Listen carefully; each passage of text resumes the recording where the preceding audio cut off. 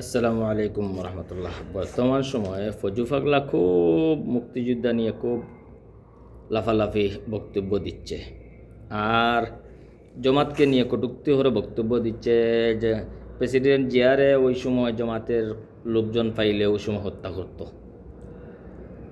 যে সময় প্রেসিডেন্ট জিয়া সরকার গঠন করে ওই সময় জমাতের লোকজন ছিল না।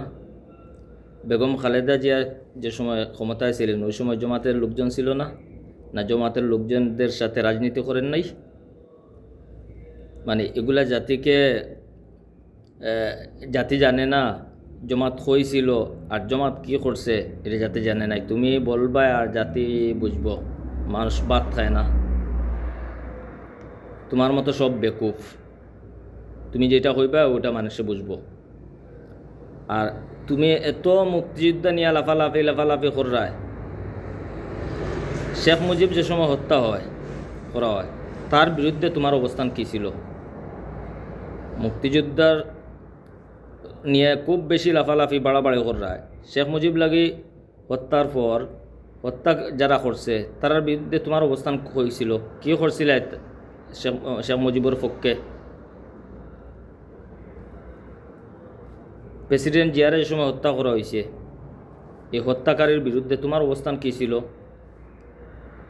তোমার অবদান কি? এগুলা বলতে পারো না, কারণ এগুলা তো তোমার অবদান নাই। বলবে কীভাবে?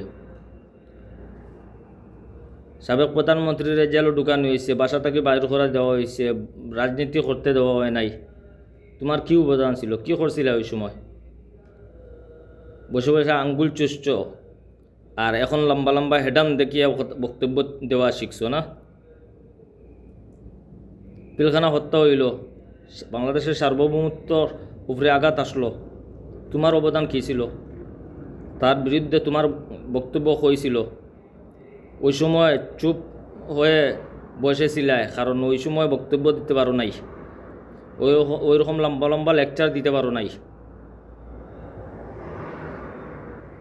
এত তোমার হেডাম, এত পাওয়ার।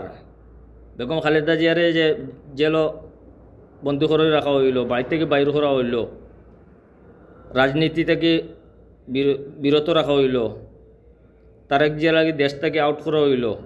তোমার এত পাওয়ার আসিল কই? এত হেডাম হয়েছিল এতদিন?